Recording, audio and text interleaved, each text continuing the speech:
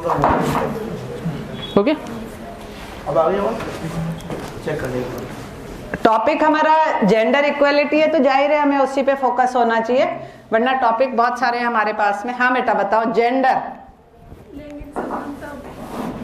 Gender क्या होता है? What is gender? Not gender equality, I am saying only for gender. एक तो होता है सेक्स और एक होता है जेंडर।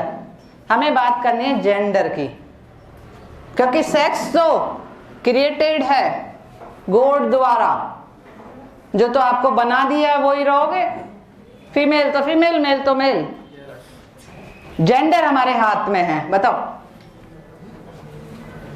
नहीं, बड़ा ब्रॉड कंसेप्ट है, इतनी आसानी से बताते तो फिर यहाँ और यहाँ में अंतर। हाँ, इसको हटा दो, मैं तो वैसे ही बोल लूंगी। बैठो, आप बैठो। और कोई बताना चाहेगा सेक्स और जेंडर में अंतर? कोई भी पीछे से? बड़ा बहुत अच्छा सा डिफरेंस है। नहीं तो मैं बताती हूं। आप क्या हैं बायोलॉजिकली, मेल या फीमेल? ये तो क्रिएटर ने क्रिएट कर दिया आपको, इसमें तो आप कोई किंतु परंतु कर नहीं सकते। इसमें ज्यादा से ज्यादा थर्ड जेंडर और जोड़ सकते हैं, जो कुछ ना कुछ गॉड द्वारा ही क्रिएट किया हुआ होता है, उसमें किसी की कोई गलती नहीं होती है, जो भगवान ने बना दिया, रच दिया। नहीं, अब है जेंडर। जेंडर किसने क्रिएट किया? जेंडर क्रिएट किया है समाज ने। समाज द्वारा स्त्री और पुरुष को दी गई सामाजिक, सांस्कृतिक, पारिवारिक परिभाषा, डेफिनेशन गिवन बाय सोसाइटी। सामाजिक, सांस्कृतिक, पारिवारिक, या उसमें कितने भी कंसेप्ट जोड़ दो, जो समाज ने स्त्री को कह दिया वो स्त्री, और जो पुरुष को कह दिया वो पुरुष।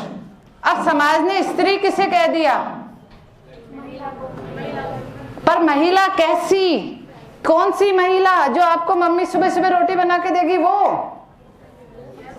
जो बच्चे पैदा करेगी वो, जो रोती रहेगी, जिसको किसी की सिक्योरिटी की जरूरत है, पापा गाड़ी लाओ, छोड़ के आओ, ट्यूशन जाना है, भैया कोचिंग जाना है, छोड़ के आओ, ऐसी यही है ना।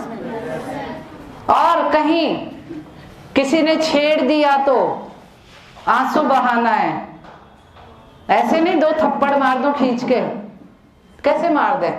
स्त्री रह गई ना। माँ बाप ने क्या कहा है कि नहीं बोलना, नहीं जवाब नहीं देना, किसी को बताना मत, चुप रहना। नहीं, समाज ने डेफिनेशन दे दी और यहां से लेके यहां तक बड़ा कर दिया कि जैसे जैसे आप बड़े होते जा रहे हो आप पर डोंट्स लागू हो जाएंगे। क्या लागू होंगे? ये नहीं करना, ये नहीं करना, वो नहीं करना, वो नहीं करना, एक्सेट्रा ETC। और ये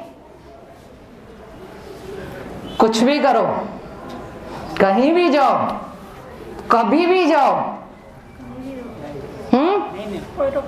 कोई रोक टोक नहीं। क्या फर्क पड़ता है? मर्दी तो है। नहीं, चाहे रातों को आवारागर्दी करो, चाहे सिगरेट फूको, चाहे ड्रिंकिंग करो, चाहे किसी पे गाड़ी चढ़ाओ, चाहे किसी को गाली गलौज करो, चाहे नंगे घूमो, चाहे कुछ भी करो, क्योंकि पुरुष है, मर्द है, समाज की शान है, घर की वंश बढ़ाने वाला है, नहीं माँ बहनों की रक्षा करने वाला है क्या वास्तव में? हो कर दोगे? कौन कौन कर सकता है? क्या करोगे? कुछ भी कर दोगे, चढ़ा दोगे किसी पे भी गाड़ी। वो गाड़ी तो चढ़ाई थी अभी थोड़े दिन पहले, तो वो सुरक्षा हुई है? किसी के लिए लड़ लोगे, वो सुरक्षा हुई है? नहीं ना, उल्टा थोड़ी चलना है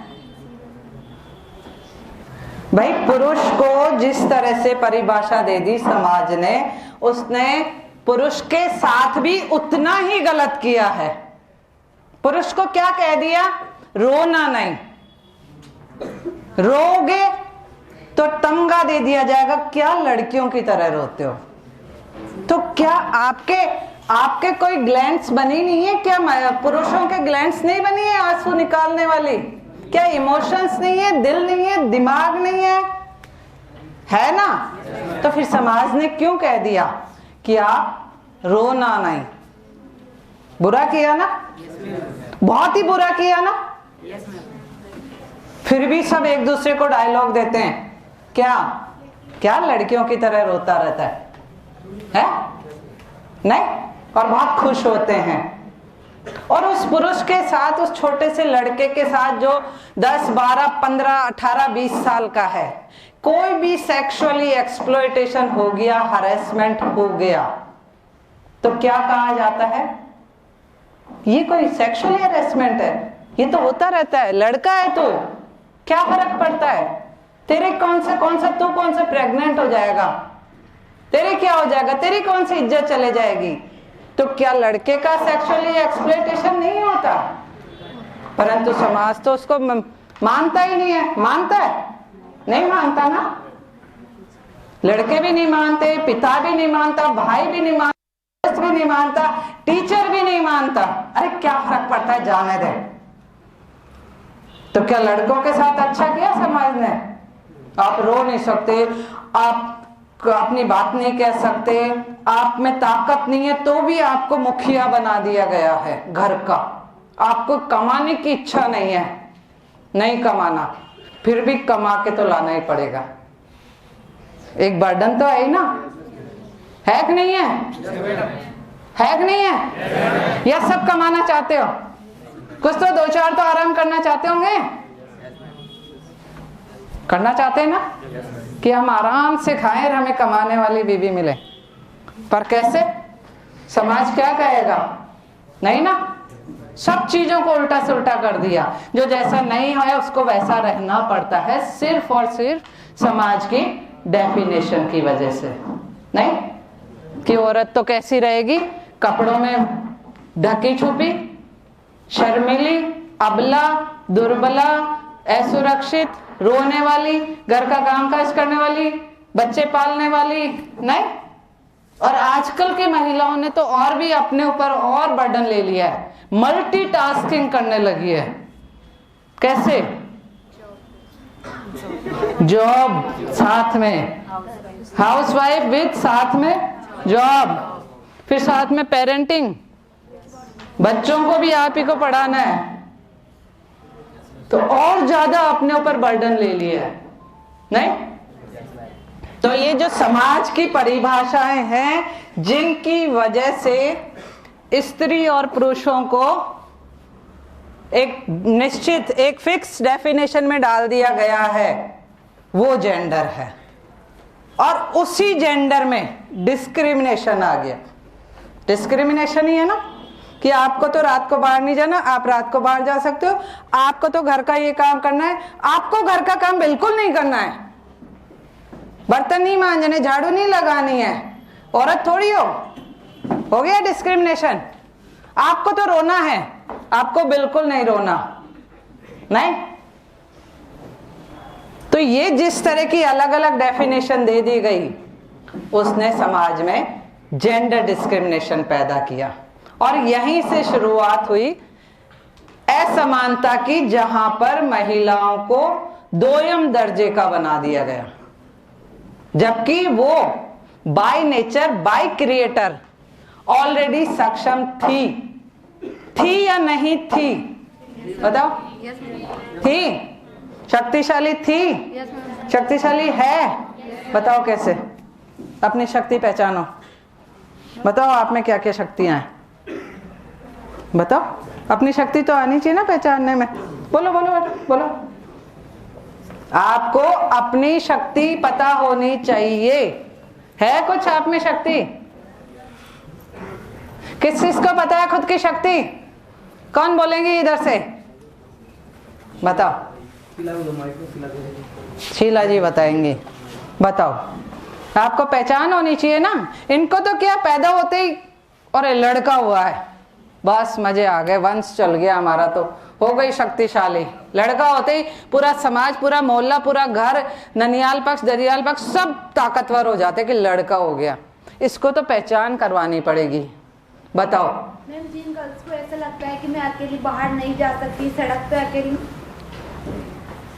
अकेली नहीं चढ़ सकती, या फिर बस में ट्रैवल करते समय अकेले नहीं सकती, बट वाहिद मैं ऐसा कर सकती हूँ, अकेला आना जाना बाहर, और सभी के सामने एकदम खुद खड़ा रह के बोलना किसी के सामने, उसमें भी बिल्कुल वो नहीं होता कि हाँ भाई मैं बोल नहीं पाऊंगी। मैं बात कर रही हूँ, आपने जो बोला बहुत अच्छा बोला, इनके लिए तालियां बजाई जाए।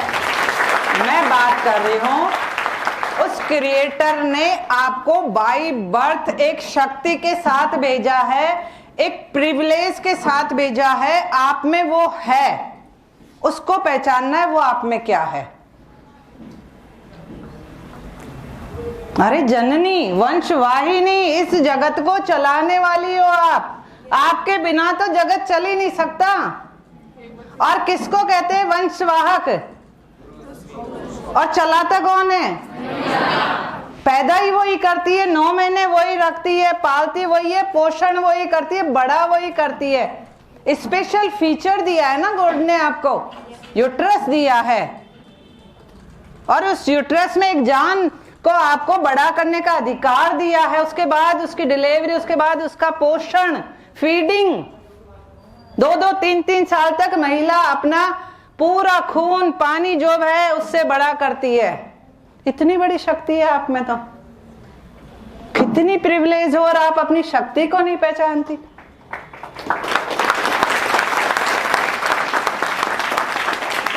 ये इससे बड़ी शक्ति कोई हो सकती है? नहीं हो सकती ना। जो इतना दुनिया का सबसे बड़ा लेबर पेन झेल सकती है। आजकल तो चलो सर्जरी वर्जरी करके शरीर को खराब कर दिया जाता है, पर उनसे पूछो जिनके लेबर पेन से बच्चे होते हैं, दुनिया का सबसे बड़ा पेन होता है वो, उसके बाद भी वो हंस के वंश को आगे बढ़ाती है, इस कायनात को आगे बढ़ाती है ना। जबकि उसको पता ही होगा, किसी औरत ने आज तक मना किया कि मैं नहीं बढ़ाऊंगी? नहीं ना। तो अपनी शक्ति को पहचानो। 5 दिन पीरियड्स का पेन लड़कियों को ही तो होता है, कम तो नहीं होता, फिर भी काम करती है ना, सब कुछ करती है। और आजकल तो फाइटर प्लेन तक भी चला रही है, ग्लेशियर पे भी खड़ी हैं। तो अपनी शक्ति पहचानो। नहीं, उसके अलावा जो सारा घर परिवार बच्चे, ये काम वो काम सब कुछ महिला ही तो करती है। तो फिर अपनी शक्ति पहचानो। कहां से दुर्बल हो आप? हो क्या? सिंधु घाटी सभ्यता, आप पढ़ने वाले बच्चे हैं, सब सिंधु घाटी सभ्यता पढ़ ली होगी ना। किस तरह की सत्ता थी ना? माता को पूजते थे, माता की मूर्तियां मिलती थी, योनि की पूजा की जा रही है। क्या कल्चर था हमारा, था ना। फिर आप कहोगे कि आज भी तो 9 देवियों को पूजते हैं, पर आज में और उसमें तो बहुत अंतर आ गया।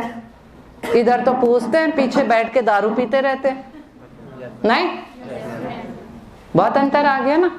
ये दिखावा है, वो ओरिजिनलिटी थी सिंधु घाटी सभ्यता। उसके बाद कौन सी कल्चर आया? वैदिक कल्चर। वो कैसा था? वैदिक सभ्यता के 2 पार्ट थे, ऋग्वैदिक और उत्तर वैदिक। तो ऋग्वैदिक पूरी सभ्यता कैसी थी? मातृ सत्तात्मक। और उसके बाद में जो डिस्क्रिमिनेशन जो पैदा हुआ, जिसकी हम बात करने जा रहे हैं, जेंडर डिस्क्रिमिनेशन, वो वहां से उसके बाद से शुरू होता है जेंडर डिस्क्रिमिनेशन। ऋग्वैदिक काल के 1-2 एग्जाम्पल देंगे मुझे मातृ सत्तात्मकता के, यहाँ पे माँ को महत्व मिला है।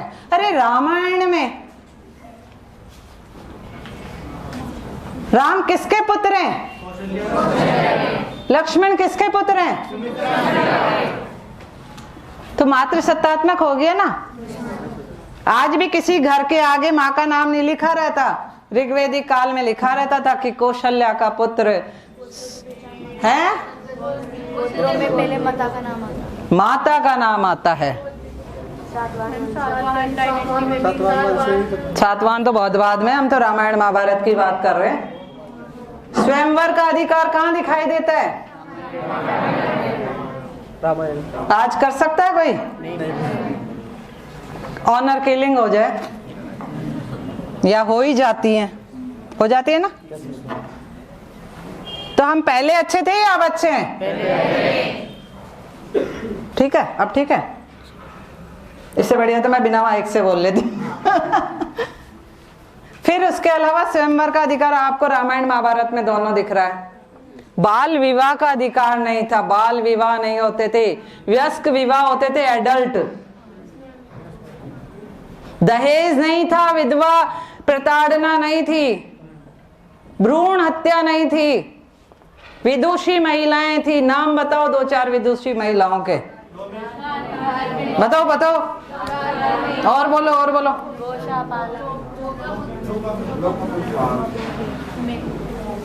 और बताओ, ऋग्वेदिक काल की विदुषी महिलाओं के नाम बताओ जो वो करती है ना शास्त्रार्थ।